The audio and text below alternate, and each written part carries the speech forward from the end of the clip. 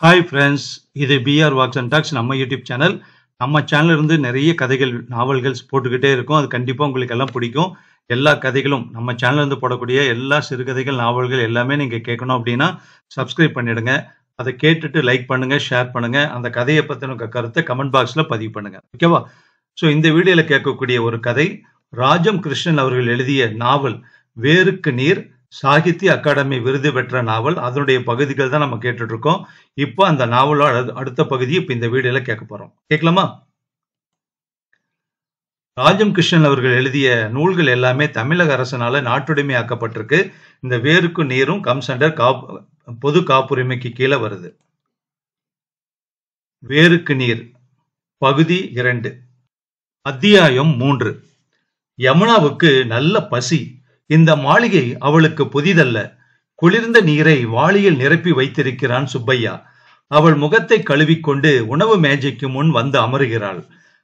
களைக்கோசை கீறி வேக வைத்து மிளகு பொடி தூவி வைத்திருக்கிறான் சுப்பையா. பூக்கோசும் கேரட்டுமாக சாம்பார். சன்ன அரிசி சாதத்தை ஆவி பறக்க தட்டில் வடிக்கிறான். இந்த வருஷம் மார்க்கெட்டில் களைக்கோசே இல்லை. நேத்து மரியன் கொஞ்சம் கொண்டு வந்து தந்தான். சுதீருக்குத்தான் ரொம்ப பிடிக்கும். சுதீர் என்ற ஒளியை கேட்கையிலேயே யமுனாவின் உடலில் ஒரு சிலிர்ப்பு பரவுகிறது. கமலம்மாவின் விழிகள் அவளிடம் நிலைக்கின்றன. அங்கே அவனை பார்க்கலையம்மா?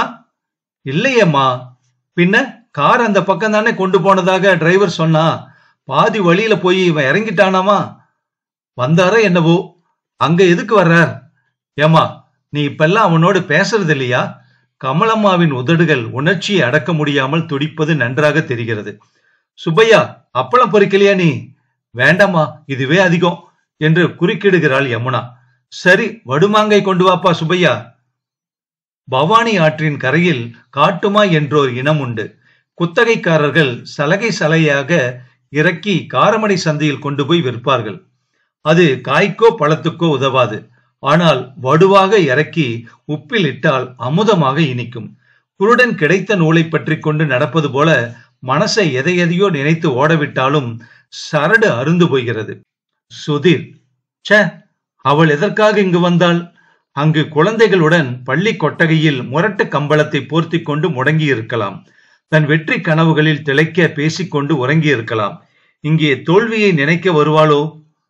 கமலாம்மாவின் அறையில் இன்னொரு கட்டில். மெத்தென்ற கம்பளம் 4ஆக மடித்து செருகப்பட்டிருக்கும் படுக்கை. தலையணை உரையில் பூநூல் வேலைப்பாடு கண்களை கவருகிறது. கமலம்மா வெகு நேர்த்தியாக பூநூல் வேலை செய்வார். 2 கிளிகள் மேலும் கீழுமாக சிவந்த மூக்குகளில் பீஸ் என்ற ஆங்கில எழுத்துக்களை அமைதி என்ற பொருளுடைய சொல்லை கவ்வி பிடித்து கொண்டிருந்தன. இது எப்ப போட்டீங்கம்மா நீங்க? இந்த டிசைன் ரொம்ப அழகு. நூலு கோத்து ஊசி குத்தினா கண்ணுல தண்ணி கொட்டுது. ஆனாலும் இப்பெல்லாம் ராத்திரி கண்ணை கொட்டுனா தூக்கமே வர்றதில்ல. இப்படி முழங்கைய ஊனிண்டு உட்கார்ந்து இருக்கமேன்னு ஒன்னு தொடங்கினேனா. 5 மாசம் ஆச்சு இத போட்டு முடிக்க. ஆனா மனசுதான் சாந்தி கொள்ளல. பீஸ் பீஸ், சாந்தி சாந்தி. பிரார்த்தனையின் முடிவில் தந்தை சாந்தி சொல்வது அவளுடைய செவிகளில் ஒலிக்கிறது. ஓம் சாந்தி, ஆவ சாந்தி, அந்தரிஷம் சாந்தி, வனஸ்பதய சாந்தி, சாந்தி சாந்தி. அலைகள் அடங்கி அடங்கி அடங்கி அடங்கி அந்த சாந்தி அமைதியை இந்த 2 கிளிகள் மூக்கில் வைத்துக் கொண்டிருக்கும் காட்சியினால் கொண்டு வர முடியவில்லை. 2 கிளிகள் ஜோடி, ஆணும் பெண்ணும் தானா? கமலம்மா, அமைதிக்கு புறாவை அல்லவோ பறக்க விடுவார்கள். நீங்கள் கிளியை போட்டுள்ளீர்களே. புறாவுக்கு பளிச்சென்று பச்சை வண்ண உடம்பும் சிவப்பு மூக்கும் கொடுக்க முடியுமாமா? பூநூல் வேலைக்கு பூக்களும் கிளிகளும் தான் அழகாக எடுப்பாக இருக்கும். வானமும் கடலும் நாரைகளும் ஓவியம் தீட்ட நன்றாக இருக்காமலா இருக்கும் என்று மொழிகிறார் கமலம்மா.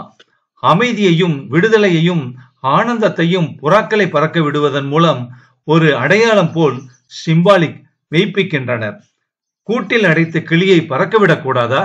ஏன் கூட்டில் அடைத்த கிளியை பறக்க விடுவதில்லை கமலம்மா? கமலம்மா நெற்றி சுருக்கங்கள் ஆழமாக கீற்றிட யோசனை செய்கிறார். அவர் உண்மையில் யோசனை செய்கிறாரா, இல்லை அவளையே பார்க்கிறாரா? ஏன் கமலம்மா என்று அவள் மீண்டும் கேட்க, எனக்கு தெரியலையேம்மா. ஒரு கால் சுதந்திரத்தின் ஆனந்தத்தையும் முழு பயனையும் கிளியினால் உயர பறந்து எடுத்துக்காட்ட முடியாது என்று இருக்குமோ?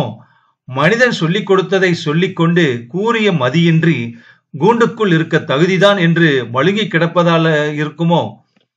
என்னவோ, அதனால்தான் பெண்களை கிளிகளுக்கு ஒப்பாக்குகிறார்கள்.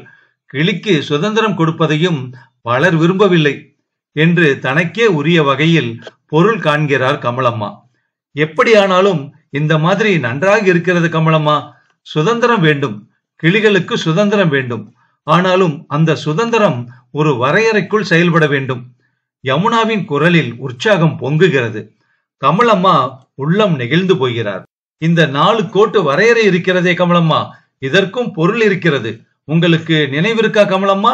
சுபர்மதி ஆசிரமத்தில் இருந்தபோது காந்திஜி, அப்பா எல்லோரும் தினமும் மாலையில் நடக்க போவார்களாம். சிறைச்சாலை மதில் சுவர் வரையிலும் போய் திரும்புவார்களாம். அப்பாவிடம் அந்த மதிலை காட்டி, பாபுஜி, சிறையில் இருக்கும்போது தாம் விடுதலையை இழந்து விட்டதாக நினைக்கிறோம். ஆசிரமத்தில் விடுதலையுடன் இருக்கிறோம். இந்த மதில் புறத்தே தெரியும் சுவர் அதை நினைவுபடுத்திக் கொண்டே இருக்கிறது. ஆசிரமத்தில் இதை போல் புறச்சுவர்கள் இல்லை. ஆனால் அகத்தே சத்தியம், எளிமை, தியாகம், அகிம்சை ஆகிய நற்பண்புகளை சுவராக எழுப்பிக் கொண்டாலே நாம் விடுதலையின் முழு இன்பத்தையும் பயனையும் பெற முடியும் என்பாராம். விடுதலை தீய சக்திகளுக்கும் எழுச்சி கொடுத்துவிடக் கூடும் என்பதை அவர் வலியுறுத்தி இருக்கிறார். விடுதலை என்பது வெறும் அரசியல் விடுதலை மட்டுமல்ல என்று கூறியிருக்கிறார். தனி மனிதனின் ஒழுக்க உயர்வினாலேயே ஜனநாயக அரசு வெற்றிகரமாக செயல்பட முடியும். இதை விடுதலை பெற்ற நாட்டின் அரசியல் தலைவர்கள் பிடியாக பற்றி இருந்தால் இன்று இப்படி ஒரு சீர்கேடு வந்திருக்குமோ? கமலம்மாள் பேசவில்லை. ஏன் கமலம்மா, நீங்கள் ஏதோ என்னிடம் பேச வேண்டும் என்று சொல்லி இங்கே கூட்டி வந்தீர்கள்? நானே பேசிக் கொண்டிருக்கிறேனே என்றாள் அவள். அவர் கூரையை பார்க்கிறார். கண்களில் மளமளவென்று நீர் பெருகுகிறது. சச்ச, என்னம்மா இது என்று பதறினாள் யமுனா. ஒண்ணுமில்ல குழந்தை, நான் என்னவெல்லாம் நினைச்சிருந்தேன். இந்த வீட்டுல நீங்க குடும்பம் நடத்த வரும்போது இதையெல்லாம் அலங்கரிக்க வேணும்னு பைத்தியக்காரி போல நான் நாள் பூரா கற்பனை செய்வேன். இப்ப சாந்திங்கிற நினைப்பே வேம்பா போயிட்டது. நினைக்கிறதெல்லாம் நடந்துட்டா வாழ்க்கையில என்னமா இருக்கு? சுகத்துக்கும் துக்கத்துக்கும் இடைப்பட்ட ஒரு போராட்டம் தானே வாழ்க்கை. ரெண்டையும் அமைதியாக கடப்பதுல தான் வாழ்க்கையோட வெற்றியே அடங்கியிருக்கிறது என்று அப்பா சொல்லுவார் என்றாள் யமு. கமலாவுக்கு தன் முன்னே 23 வயதுக்குரிய பெண் ஒருத்தி உட்கார்ந்திருப்பதாக தோன்றவில்லை. அனுபவம் வாய்ந்தது ஒரு மூதாட்டி இதயம் கனிய அமர்ந்திருப்பது போல் தோன்றுகிறது. யமுனாமா, இவனை குடும்பத்திலிருந்தே ஒதுக்கினார் போல செய்துட்டாங்க. சொத்து, சுகம், பந்தம் எல்லாமே பிரிஞ்சா போலதான். அவன் என்ன எஸ்டேட்டுக்கா போறான்? எஸ்டேட்டுக்கும் இவனுக்கும் சம்பந்தம் இல்லைன்னே ஒதுக்கிட்டாங்க. வைகோர் பிரியில பொரிய வச்சு கட்டுவாங்களா? அவங்கள சொல்லியும் குற்றம் இல்ல. ஒரு வருஷமா ஒண்ணு மாத்தி ஒண்ணு லாக் அவுட்டு, அடிதடி, சண்டை, கொலை. தான் பிறந்த குடிக்கே துரோகம் பண்ணினா எப்படி? அவன் அப்பா இதையெல்லாம் பார்க்காம போயிட்டார். உள்ளூர மொட்டுவிடும் துயரத்தை திருகி எறிந்துவிட்டு யமுனா அசைவற்று இருக்கிறாள். லண்டனுக்கும் அமெரிக்காவுக்கும் எத்தனை பையன்கள் போகவில்லை? இவன் மட்டும் படிக்க போனவன் என்னென்ன பேச்சுகள் எல்லாமோ இறக்குமதி செய்து கொண்டு வந்தது என்னுடைய கொடுமை. அதெல்லாம் சும்மா.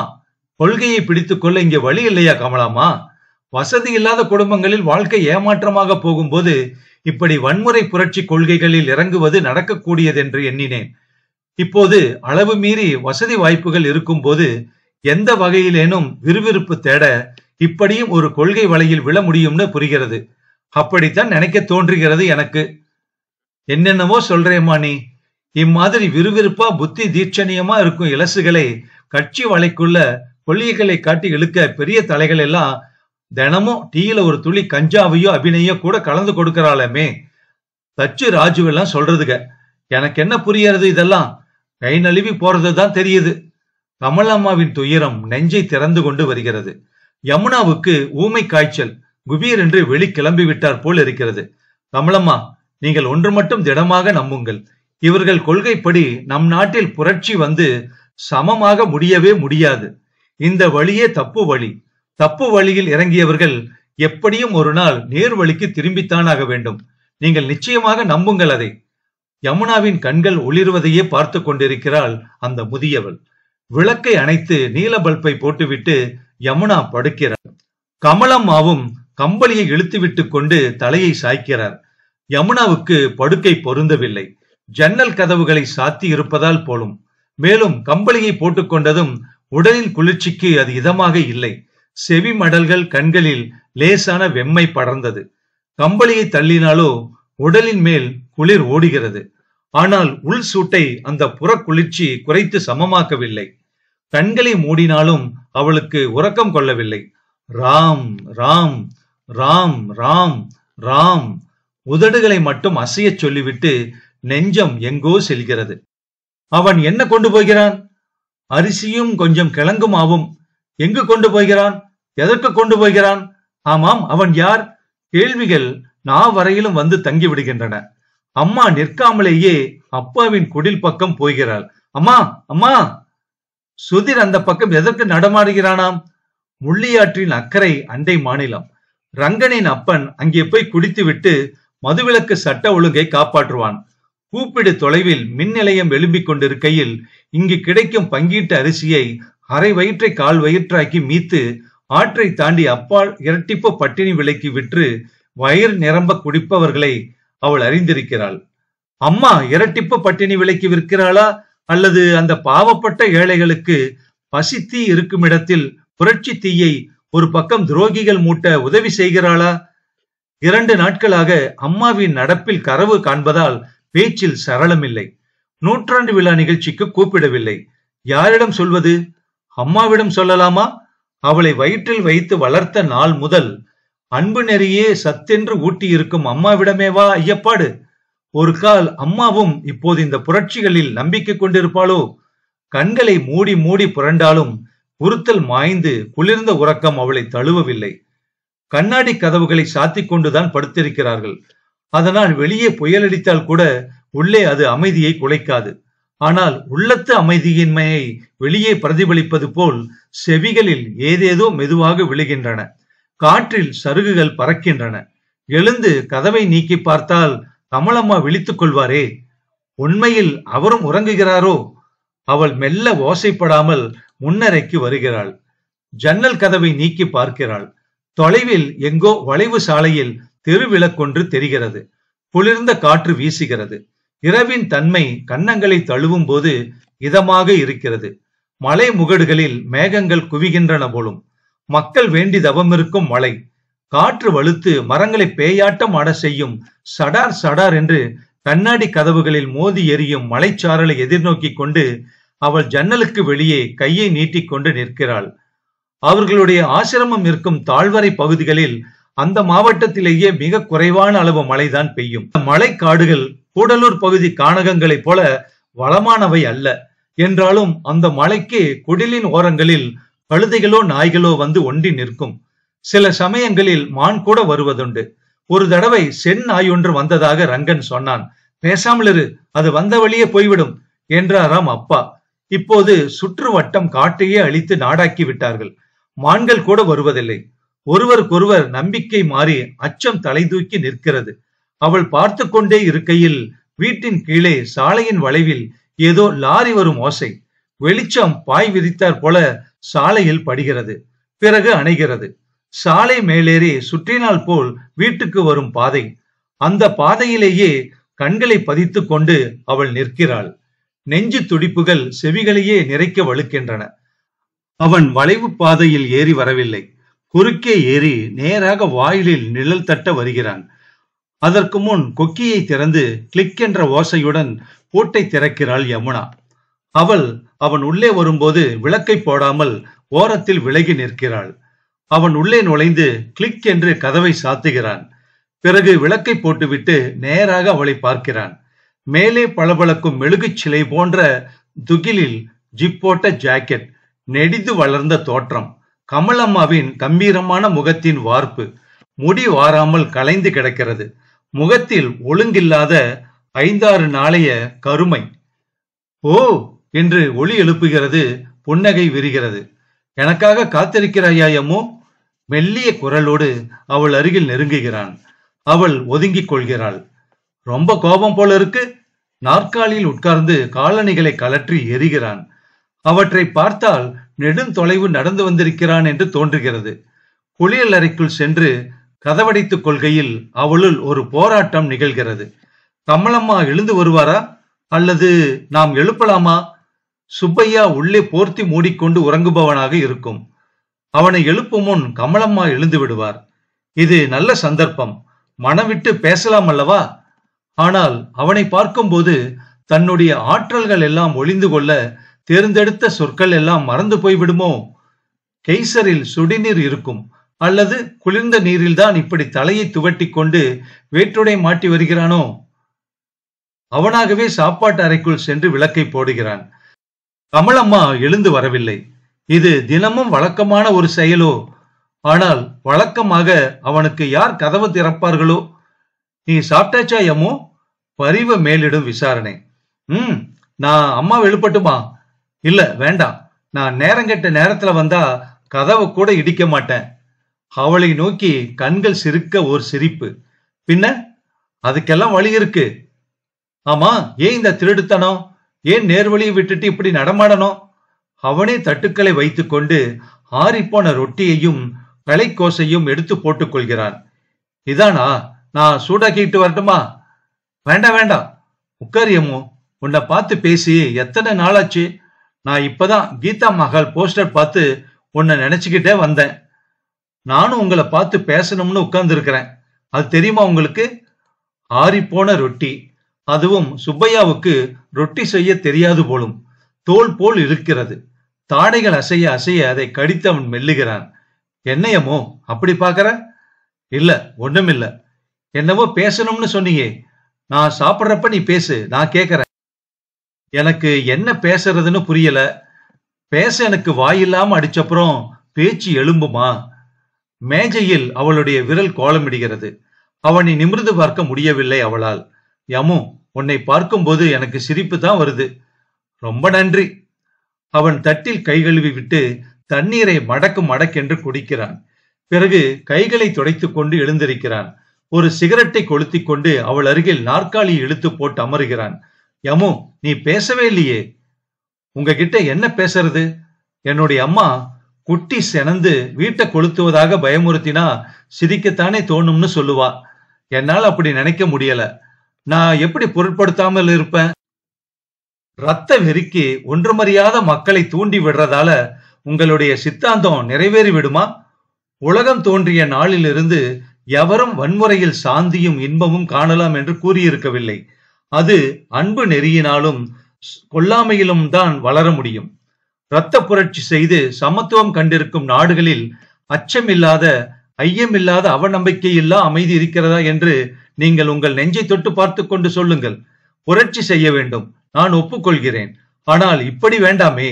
ஊரூராய் படை திரண்டு போய் மக்களின் மனங்களின் அன்பு நெறியை வளர்க்க பாடுபடுவோம். அந்த படையின் முன்னணியில் நிற்க நான் வருகிறேன். இது வேண்டாம். அவன் கருமை படர்ந்த மோவாயை கையால் தேய்த்து கொண்டு சிரிக்கிறான். இந்த நாட்டின் பேதமை எல்லாம் ஒன்று சேர்ந்த உருவம் எப்படி ஒன்று இருக்குமோ அப்படி இருக்கிறது எனக்கு உன்னை பார்த்தால். இவ்வளவு படிப்பு படித்து கண்முன் நடக்கும் இத்தனை அநீதிகளையும் பார்த்து ஏமாற்று மோசடிகளுக்கு காந்தி என்ற கவசத்தை போட்டுக்கொள்ளும் சந்தர்ப்பவாதிகளை தெரிந்து கொண்டு, யமோ, எனக்கு ஒரு பெரிய ஏமாற்றமாக நீ காட்சி கொடுக்கிறாய் என்றான் அவன். நீங்கள் அந்த முதலை வாயில் விழுந்து விட்டீர்கள். தப்பி வர முடியாமல் சுற்றி சுற்றி வருகிறீர்கள் என்று நான் நம்புகிறேன். என்னை பேதை என்று சொல்லும் உங்களை நான் அறிவாளி, மிகுந்த செயல் திறமையும் வாக்கு வன்மையும் உடைய தலைவர் என்று நினைத்துத்தான். இந்த வழியை சரி என்று என்னால் நம்ப முடியவில்லை. கையில் இரத்தக்கரையை தோய்த்துக் கொண்டு எளியவரை அச்சுறுத்துவது, தொண்டையை கிழிப்பதும் குடலை எடுப்பதும் நாகரிகமடைந்த மனிதன் ஒப்பும் செயல்களா? அவன் விழிகள் பெரியதாக உறுத்து பார்க்கின்றன. அவளுக்கு புல் நுனிகளாய் கைகள் நடுங்குகின்றன. ஆனாலும் சமாளித்துக் கொள்கிறாள் யமு. குபீர் என்று பயம் காட்டி சிரிப்பது போல் சிரிக்கிறான் அவன். பரவாயில்லை யமு, நீ பயங்கொள்ளி இல்லை. உன்னை போன்றவர்கள் ஒரு முனையில் நின்றால் 100 100ஆய் படை திரண்டெழுவார்கள். இந்த நாட்டின் ஆற்றல் அனைத்தும் இப்படி அகிம்சை என்ற ஆஷாடபூதித்தனத்திலும் அன்பு என்ற போலி புரட்டிலும் சிறை இருக்கிறது. தலைகளை உடைத்தெறியுங்கள், புரட்சிக்கு வழிகோளுங்கள். யமுனா, ஆற்று தண்ணீர் போகட்டும் போகட்டும் என்று விட்டுக்கொண்டே இருந்தால் அதுவாக இந்தா என்று நிலங்களுக்கு பாயாது. மின்சாரத்தை கொடுக்காது. வெள்ளமாய் ஊரை அழிக்கும். இல்லையேல் கடலில் போய் பாழாகும். அதை தடுத்து குப்புற விழச் செய்துதான் பலன் பெற முடியும். ஒரு சிலரை திரும்ப திரும்ப நாட்டின் செல்வங்களை அனுபவிக்கும் இந்த முறை ஒழிய வேண்டும். அதுவாக ஒழியாது, ஒழிக்க வேண்டும். யமுனா, 47 கிடைத்த சுதந்திரம் கொளுத்த முதலாளிகளுக்குத்தான் என்று தெரிந்து கொள். நீ 5 ஆண்டு திட்டங்கள் இந்த நாட்டின் ஒரு சில முதலாளிகளையே கொழுக்க வைத்திருக்கிறது என்று உணர்ந்து கொள். உன்னுடைய காந்தியின் அகிம்சை கோழைகளின் சாக்கு. அதை விட்டெறிந்து விட்டு உண்மையான புரட்சிக்கு எங்களுடன் வா. உனக்கு பயங்கள் துச்சம் என்பது எனக்கு தெரியும். சம்பங்கி பூவில் இருந்து பொன் பொறிகள் சிதறினால் போல் இருக்கிறது. உன்னை போன்ற இளம் தலைமுறையின் கைகளில்தான் இந்த நாட்டுக்கு விமோசனம் வரப்போகிறது. தயிர் ஆட்டையிலும் பண நாயகத்திலும் விமோசனம் வர முடியாது. அது புரட்சியாலேயே வரும். தான் கோழையாக நிற்பது போன்ற உணர்வை அவளுக்கு அந்த கணத்தில் அவன் தோற்றுவிக்கிறான். செய் அல்லது செத்துமடி என்று காந்தியடிகள் முழங்கிய போது இந்நாட்டு இளைஞர்களும் யுவதிகளும் எப்படி எழுந்தார்கள், எப்படி ஆவேசமாக முன்வந்தார்கள். அதை தாயும் தந்தையும் ஜோசப் அம்மாவனும் சொல்லித்தான் அவள் அறிந்திருக்கிறாள். அப்போது பல்லாயிரக்கணக்கான இளைஞர்கள் புரட்சியில் இறங்கினார்கள். அது என்ன புரட்சி? இப்போது அதற்கும் இதற்கும் என்ன வித்தியாசம்? அந்த சில வினாடிகளில் வியப்பும் மகிழ்ச்சியும் கொண்ட விழிகள் அவன் மீது நிலைக்கின்றன. பின்வாங்க துணியாத சாவை மதியாத கொள்கையையே தர்மம் என்று இரத்த குழம்பில் நெருப்பு குழிக்குள் அடி வைக்கும் துணிவு. அது பலவீனத்தை அடிப்படையாக கொண்டிருக்குமா? மென்மையை குரலில் குலைத்துக் கொண்டு புன்னகை செய்கிறான். அவளுடைய அம்மா அந்த காலத்தில் கமலாவுடன் ஆஸ்பத்திரிக்கு வரும் இந்த பிள்ளையை சுதிரா என்று அழைப்பாள். வசந்தத்தின் தொடக்கத்தில் ஒரு மழை பெய்ததும் குவியல் குவியலாக புறப்பட்டு வரும் வண்ணத்து பூச்சிகளை சிறுமியாய் அவனுக்கு காட்டி மகிழ்ந்திருக்கிறாள் அவள். பின்னர் கல்லூரி இளைஞனாக அவன் அங்கு வந்தபோது அவள் முகை அவிழும் பருவத்தில் உலகையே அறிய துடிக்கும் ஆர்வத்துடன் அவனிடம் கேள்விகள் கேட்டதுண்டு. கவலையோ கடினமோ அறியாத மலர்ந்த முகம். அவனுடைய கைகள் பெண்ணின் கைகளைப் போல் மென்மை வாய்ந்தவை. அவன் சிரிக்கும் போது காற்றில் பூச்சரம் அவிழ்ந்து உதிர்ந்தாற் போல இருக்கும். புன்னகை பூத்தாலே கன்னங்கள் குழியும். அந்த சுசீரன் எங்கே? மனிதனாக வளர்ந்து பெற்ற மென்மையான பரிணாம அங்கிகளை உரித்து கொண்டு விலங்குத்தன்மையை அப்பட்டமாக காட்ட முனையும் இந்த சுதீரன் எப்படி உருவானான்? நீ இப்படி பார்த்து ஆளை பைத்தியமாக்காதே என்று அவன் முகத்தில் உறைந்திருந்த உணர்ச்சிகளின் நெகிழ்ச்சி மென்னுகிறது. கைப்பிடி அவளை பற்றி இழுக்கும் அளவுக்கு வலிக்கிறது. அவள் விழுக்கென்று பின்னுக்கு இழுத்துக் கொண்டு திரும்புகையில் கமலம்மாவின் மீது மோதிக் கொள்கிறாள். என்னை எழுப்பியிருக்கலாமே, இடியும் மின்னலுமாக இருக்கு, ஜன்னல் எல்லாம் சாத்தி இருக்கா என்றாள் கமலம்மா. யமுனா படுக்கையில் வந்து உட்கார்கிறாள். வெளியே மழை சடார் சடார் என்று அடிக்கிறது. காற்றில் மரங்கள் பேயாட்டம் ஆடுகின்றன. அவள் உலகில் கண்விழித்த நாளாய் உள்ளத்தில் வேரூன்றி வளர்ந்திருக்கும் ஒரு பெருமரமும் பேயாட்டம் ஆடுவது போல் இருக்கிறது. அத்தியாயம் 4. விடியும் நேரத்திலேயே உறங்கினாலும் கண் விழிக்கும் போது சுறுசுறுப்பாக இருக்கிறது. படுக்கையில் கமலம்மாவை காணவில்லை. யமுனா குளியலறைக்கு சென்று காலை கடன்களை முடித்து இதமான வெந்நீரில் நீராடிய பின் சேலையை தோப்பு போட்டு கசக்கி வெளியே உலர்த்த போகிறாள். முதல் நாள் பெய்த மழை ஈரத்தில் பசுமை மின்னுகிறது. விண்மணி பளிச்சென்று முகம் காட்டி அந்த பசுமை கண்டு பூரிக்கிறது. அவள் பின்வாயில் வழியாக உள்ளே கூடத்துக்கு வரும்போதுதான் மலையாளம் கலந்த அம்மாவனின் மழலை தமிழ் செவிகளில் விழுகிறது. தம் கதர் சால்வையுடன் அவர் உட்கார்ந்திருக்கிறார். சுதீர் பைஜாமாவும் சிகரெட்டு புகையுமாக செட்டில் சாய்ந்து மலையாளத்தில் பேசுகிறான். ஆம், மலையாளத்தில் சமரத்தின்டே ஃபர்ஸ்ட் கேஷுவாலிட்டி என்று ஏதோ செவிகளில் விழுகின்றன. குட் மார்னிங், எந்த யமோ, சுகமில்லையோ என்று கேட்கிறார் கையில் ஆவி பறக்கும் தேநீர் கிண்ணத்துடன். ஒன்றுமில்லையே என்கிறாள் யமு. பின்ன கண்ணெல்லாம் சிவந்திடுங்கி. சுதீர் எங்கோ பார்த்து புகை விட்டுக் கொண்டிருக்கிறான். எப்போது வந்தீர்கள் என்று கேட்டாள் யமு ஜோசப்பை பார்த்து. குஞ்சம்மையும் கமலம்மையும் ஒரு பாடு நேரம் கண்முழிச்சு சம்சாரிச்சதாக்கும். அவள் அதற்கு மறுமொழி கூறாமல் சுதீரை உறுத்து பார்க்கிறாள். அவன் காலை மடக்கிக் கொண்டு புகையை விட்டுக் கொண்டிருக்கிறான். இந்த சுதீர் முன்பு எத்தனை மரியாதையுள்ள நாகரிக மனிதனாக நடந்து கொண்டிருந்திருக்கிறான். நீதிபதி வீட்டு குழந்தைகளின் செல்ல பிராணியாக சொகுசாக வளர்ந்த நாகரிகத்து நகரத்து நாய் பொன்னை தேடி பனிக்கண்டத்துக்கு சென்ற பேராசை மனிதனுக்கு துணை போக கொஞ்சம் கொஞ்சமாக நாடு நகர வாசனைகளை எல்லாம் உதிர்த்து நள்ளிரவில் குந்தி இருந்து ஊளையிட கானகத்துக்கு தன்னை பழக்கிக் கொண்ட கதை அவளுக்கு நினைவுக்கு வருகிறது. மனித குலம் நாகரிக பரிமாணத்தில் முன்னேறிய பின் திசைகெட்டு தரிகெட்டு குப்புற விழ திரும்பி பார்க்கிறது. எந்த யமு, பிரேக்பாஸ்ட் சாப்பிடுமா, உடம்புக்கு சோகம் இல்லையாமா? கமலாம்மா பூஜை அறையிலிருந்து வருகிறார். ஒவ்வொருத்தரா கேக்குறீங்க. முறமுறத்த ரொட்டி வில்லைகளும் வெண்ணையும் பழ பச்சடியும் கொண்ட தட்டத்தை ஏந்தி வருகிறான் சுப்பையா. காஃபியா டீயா என்று அவன் மெல்ல கேட்கையில், டீயே இருக்கட்டும் என்று கூறிவிட்டு யமுனா ரொட்டி வில்லையில் வெண்ணெய் தடவிக்கொண்டு நீங்கள் நீங்கள் என்று சுதீரையும் ஜோசஃபையும் பார்க்கிறாள்.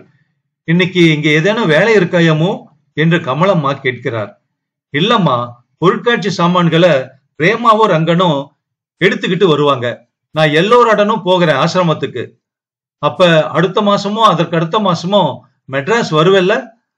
அது நிச்சயம் இல்லம்மா, ஒரு நினைப்பு இருக்கு. வந்தா உங்களை பார்க்காம போவேனா? நீ பெரியப்பா வீட்டுல தங்குவ. எனக்கெல்லாம் ஒண்ணுதான் கமலம்மா. பின்ன இங்க வந்து தங்கு, எனக்கு சந்தோஷமா இருக்கும்ல. சரி கமலம்மா, என்னோட துணிகளை இங்க உலர்த்தி இருக்கேன். ரங்கம் வந்தா கொடுத்துருங்க, நான் சொல்லிட்டு போறேன். இருக்கட்டுமே. விடைபெற்று கொள்ளும் போது கமலம்மாவை குனிந்து வணங்க தோன்றுகிறது யமுனாவுக்கு. வாயிலில் மழைநீர் துளிகளை வைரமாக தாங்கி மின்னிக் கொண்டு 5 இதழ்களுடன் கட்டவிழ்ந்திருக்கும் அரக்கு வண்ண வெல்வெட்டு ரோஜாவை கிள்ளி அவள் ஈர குழலில் சொருகுகிறார் கமலம்மா. வண்டி இருக்கே, கொஞ்சம் இரு, டிரைவர் வந்துருவான் என்றார் கமலம்மா. வேண்டாமா, மழை பெஞ்ச சுகத்துல நடக்க சந்தோஷமா இருக்கும். வரேமா வரேமா எந்தா சுதீர், பின்ன காணும். ரைட்டோ. அவன் வாசலில் வந்து நிற்கிறான். சிரிப்பது போல் தோன்றுகிறது. யமுனா பேசவில்லை. வளைவு திரும்பி கீழே இறங்கி பாதையில் நடக்கின்றனர்.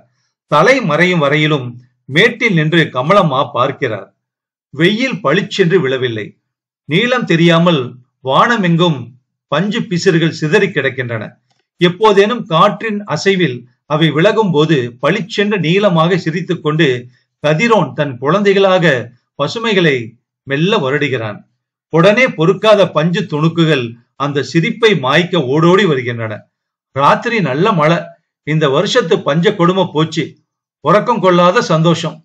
ஜோசப் மௌனத்தை கலைக்கிறார். நீங்கள் சுதிரோடு என்ன பேசிக் கொண்டிருந்தீர்கள் என்று அவரை கேட்டாள் யமுனா. நானா என்ன பேசினேன் சுதீரோடு? காஃபிக்கும் சாயாவுக்கும் உள்ள வித்தியாசங்கள். அதில் சமரத்தெண்டே கேஷுவாலிட்டி என்ன வந்தது என்று மீண்டும் கேட்டாள் யமு. அதோ, நான் அரசியல் ஒண்ணுமே பேசவில்லையே. யுத்தம்னு வந்தா உண்மை போகுமல்ல, அதான். எது சமரத்திலும் முதல் கேஷுவாலிட்டி இப்ப சத்தியமானோ? அம்மாவா, எனக்கு பெரிய போராட்டமாக இருக்கிறது. நாம் பைத்தியக்காரத்தனமாக நடக்காத லட்சியத்தை பற்றி கொண்டு போராடுகிறோமோ என்று தோன்றுகிறது. எனக்கு தெரிஞ்சே முன்னே நான் படித்த போது ஹாஸ்டலில் பூரி கூட செய்ய மாட்டார்கள். அப்போதே டெல்லியில் இருந்து ஒரு அம்மா காந்திய சர்வோதயம் கொண்டாடுபவர் வந்தால் எல்லா வகையும் செய்வார்கள். நம் ஆசிரமத்தில் இருந்து வரும் குழந்தைகளே வெளியே அழுக்கு படிந்த தின்பண்டங்களை கண்டால் வாங்கி ஆசிரம தொண்டர்கள் வாழ்நாள் முடிய கதர், எளிமை, கொள்ளாமை, தூய்மை என்று பிரதிச்சை எடுத்துக் கொள்கிறோம். பிரேமா ஆசிரமத்தை விட்டு வீட்டுக்கு போனால் நைலக்ஸ் வகைதான் உடுத்துகிறாள். போன மாசம் யாரோ ஒரு நீண்ட முடி வெள்ளைக்கார ஜோடி நம் குடிசையில் வந்து தங்கினார்களே, அவர்கள் கஞ்சா கொண்டு வந்திருந்ததாக ரங்கன் சொன்னான். இந்த மழையில் கஞ்சா பயிரிடுகிறார்களா என்று விசாரிக்கவே அவர்கள் வந்ததாக துரை சொன்னான். இந்த உலகத்தை நாம் என்ன செய்ய முடியும்? ஜோசப் மறுமொழி எதுவுமே கூறவில்லை. சுமதி தாயி மாதாஜியுடன் காலையிலேயே புறப்பட்டு போய்விட்டாளாம். துரையும் நிகழ்ச்சியில் பங்கு பெற்ற குழந்தைகளுடன் கூட காலை பஸ்ஸில் ஆசிரமத்துக்கு திரும்புகிறார்கள். யமுனாவும் ஜோசப்பும் வரும்போது பஸ் போய்விட்டது. அடுத்த பஸ் நேராக அந்த வழியில் செல்லாது. எனினும் காத்திருந்து அதில் ஏறுகின்றனர். பிற்பகல் 2:30 மணிக்கு அது மஞ்சூரில் வந்து நிற்கிறது. அணைக்கட்டும் மின் நிலையமும் வந்த பிறகு பெருத்த ஊர். பஸ் நிற்கும் இடம் வழக்கம் போல் கசமுசவென்று இருந்தது. மழை பெய்திருப்பதால் சரிவுகளில் பெண்கள் மண்வெட்டியும் கொத்தும் கூடையுமாக சளைக்காமல் வேலைக்கு இறங்கிவிட்டனர். படுகர் பெண்டிர் மண்ணின் செவ்வியர் சரிவில் கொத்திக் கொண்டிருக்கும் பெண்ணை பார்த்து கொண்டு நிற்கையில் யமுனாவின் முகத்தில் ஏக்கத்தின் சாயல் படருகிறது. அந்த பெண்ணை பார்த்தால் பொறாமையாக இருக்கிறது. அரசியலின் அவலங்களை பற்றியெல்லாம் சிந்திக்காமல் காலம் அறிந்து உழைத்து விளைவு காண்பதற்காக வாழ்கிறாள். அறிவு வளர வளர பிரச்சனைகளும் சங்கடங்களும் தான் வளருகின்றன. அறியாமை போற்றக்கூடியதொன்றாகிறது. அறியாமை அறிவு இரண்டையும் சரியான பொருளில் கண்டு நீ சொல்லவில்லையே. வெறும் ஏட்டுக்கல்வியினால் அறிவு கூடிவிட்டதாகவும் பத்திரிகை படித்து அரசியல் அக்கப்போர்களை விவரிக்காததனால் அறியாமை நிறைந்தவள் என்றோ ஏன் நடைபெறுகிறாய் யமு? ஆனால் யமு, இப்ப பார், உன்னை பார்த்து கொண்டு அவள் வேலை மறந்து நிற்கிறாள். இது ஜோசப் சொன்னான். உண்மைதான். அந்த நங்கை இவளை பார்த்து கொண்டு நிற்கிறாள். யமுனா சிரிக்கையில் அவளும் புன்னகை பூசினாள். இது எந்த ஒரு சல்யம் பிடிச்ச வாழ்வு! அந்த பெண் எத்தனை அழகு, எத்தனை பாக்கியசாலி! ஒரு பாடு படிச்சு டீச்சர் உத்தியோகம் பார்ப்பது எத்தனை மேன்மையானது! இப்படி வெயிலும் பனியும் கொண்டு மழையும் சகிச்சு மானத்தையும் மண்ணையும் பார்த்து வாழ்வதொரு வாழ்வான்னு நினைச்சிருக்கு யமு. மனுஷ மனசுக்கு திருப்தி ஒருபோதும் கிடைக்காது. தியாகத்துல ஆரம்பிச்சு 5 ஏக்கரும் 10 ஏக்கரும் வாங்கினவங்க பொது வாழ்வுல சுயநல பசை ஒட்டி ஒட்டி பதவி பித்தாகி விட்டத கண்ணால பார்க்கலனாமா? கிடைச்சதை செம்மையாக்கி கொள்ள அறிவு வேணும். ஒரு சரட்டை சில்லுகிட்டு எங்கிலும் அதையும் தேய்ச்சி மினுக்கி கலாவஸ்துவாக ஆக்குவது போல வாழ்க்கைய வாழணும் குஞ்சே. சுக துக்கம் சமமாகும் போல் ஏக்கம் ஏது? நம்பிக்கையோடு முயற்சி செய். பலனை பற்றி கவலைப்படாதே. அது தானல்லோ கீதாசாரியன் சொன்னதும் கூட. அம்மாவா, பதவியில் அமர்ந்தால் அப்படி சமமாக பார்க்க முடியாது என்றுதான் நீங்கள் கரையோரமாக ஒதுங்கிவிட்டீர்களா? மூக்கு கண்ணாடிக்குள் இருக்கும் விழிகள் அவளை பார்த்து சிரிக்கின்றன. பதவியில் அமரும் முன் நம்முடைய தலைவர்களின் பேச்சுகளும் நடப்பும் பிறகு கொள்கைகளை கையாள ஆட்சி கைகொண்டு பிறகு மாறி போவதால் தான் இளம் தலைமுறை நம்பிக்கை இல்லாமல் போனது. தனி மனிதனின் ஒரு தூய்மையான நடப்பினாலேயே நாணயம் ஒழுங்கு எல்லாம் இருந்தாலே சமுதாயமும் ஜனநாயக அரசாட்சியும் மேன்மையாகும் என்றார் அவர். இதுக்கு நம்மால என்ன செய்ய முடியும் அம்மாவா என்று கேட்டாள் யமு. யமு, இந்த நூற்றாண்டு ஆக்ரோஷம் எல்லாம் எதுக்கு? நமக்கு விளம்பரமா? அல்ல.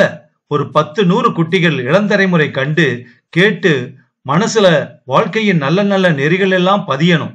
இந்த நூற்றாண்டு திட்டமாக வெறும் பாத யாத்திரையோடு நிக்காம மூல முடுக்கெல்லாம் முக்கியமா மனுஷ மதிப்புகளுக்கு இடம் கொடுக்காத நகரத்துல வெறியோடு கூடிய வாழ்க்கைக்கு பிரச்சாரம் செய்யணும்.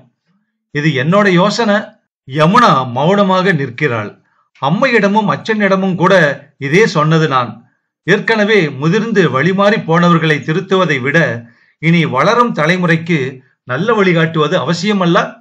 மூளைக்கு மூளை elementary school, middle school, high school எங்கும் பிரச்சாரம் செய்யணும். ஒரு நல்ல சமுதாயத்துக்கு வித்திடணும். யமுனா உரைச்சு நிக்கணும். எந்தா செய்யலாம் அம்மாவா? இதில் ஒரு சங்கடம் இருக்கு. ஏது? மண்ணாங்கட்டிக்கு அரசியல் கலர் பூசினாதான் இப்போ விளம்பரம் கிட்டும். நாட்டுக்கார் மத்தியில் கொடிகட்டி பறன சினிமாக்காரங்களே இந்த கதிக்கு வந்திருக்கும் போது நாம் எம்மாத்திரம்?